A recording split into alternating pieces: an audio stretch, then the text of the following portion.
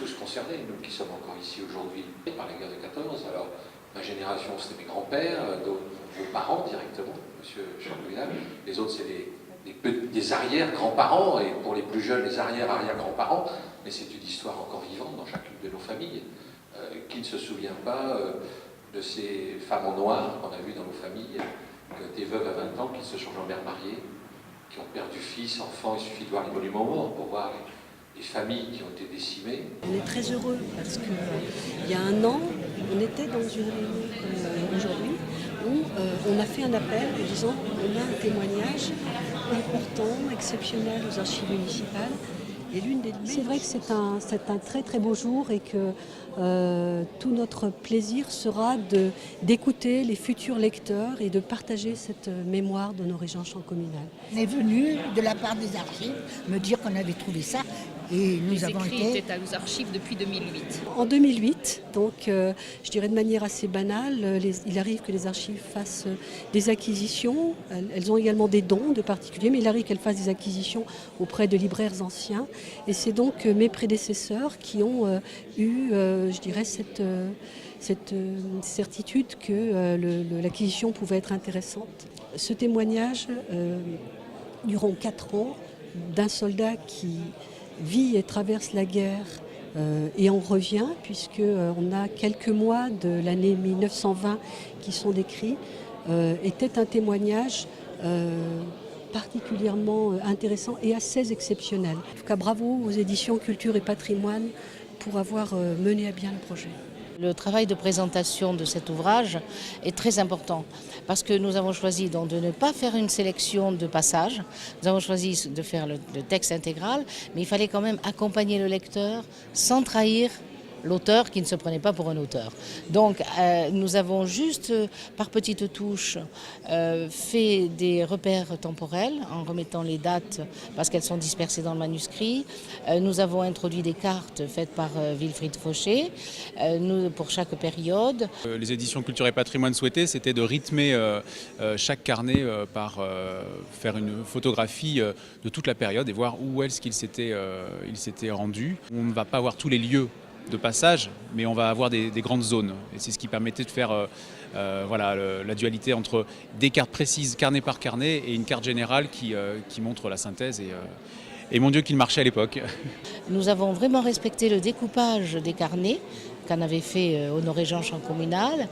Nous avons intégré certains facsimilés, un peu de sa calligraphie, parce qu'il était un calligraphe superbe, et nous avons ajouté de temps en temps une sorte de petit résumé de ce qui allait suivre, un peu comme un feuilleton si vous voulez, pour aider le lecteur avec des petites phrases d'ici et là, des petites phrases décalées. On a découvert une phase de notre père qui était différente de celle qu'on connaissait d'habitude. Dans son mutinerie de 1917, c'est pas qu'il approuve ou qu'il désapprouve, il ne cherche pas forcément à comprendre les motivations des mutins, mais il est choqué par la désagrégation de l'obéissance, de la discipline. On a un témoignage de quelqu'un qui est, j'ai envie de dire, ordinaire, un paysan qui part à 19 ans, qui fait la guerre, et puis qui écrit ce qu'il voit, ce qu'il ressent, mais en étant toujours un petit peu distancié, un petit peu froid, en ne mettant pas beaucoup d'émotivité. Mais du coup, c'est un témoin qui est extraordinaire parce que justement, il porte un regard très très lucide sur ce qu'il voit. Et puis, c'est quelqu'un qui est au cœur, j'ai envie de dire, de l'histoire à ce moment-là. Et avec des moments qu'on n'imagine pas ou peu quand on étudie la guerre de 14, des moments du quotidien, des moments qui sont surprenants. Et il avait gardé en lui les préceptes de citoyenneté, d'esprit civique, même dans la guerre. Il disait souvent, le maître a dit. Et il le disait combien de fois? Le maître disait ou il l'a dit.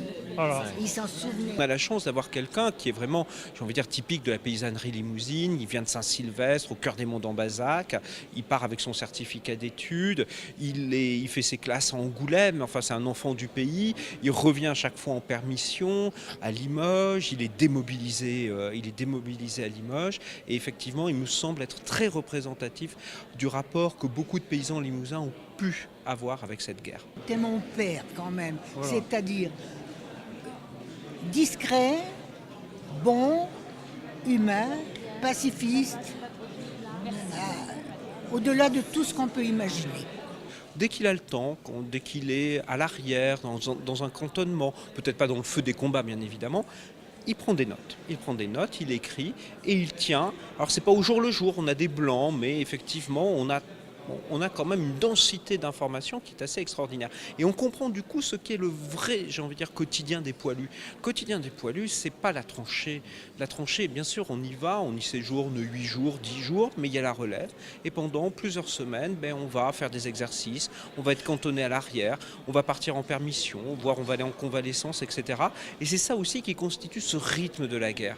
Et je trouve que les carnets rendent particulièrement bien ce rythme de la guerre, cette espèce de respiration qu'il y a entre les moments de combat, les moments de repos, et qui explique finalement aussi pourquoi les soldats, ils ont, malgré l'intensité, la longueur des combats, ils ont pu tenir parce qu'il y avait ces moments de respiration. Il n'en a jamais parlé. Oui. C'était pour lui un mauvais souvenir sans doute, ou une part de sa vie qu'il ne voulait pas divulguer, et c'est tout.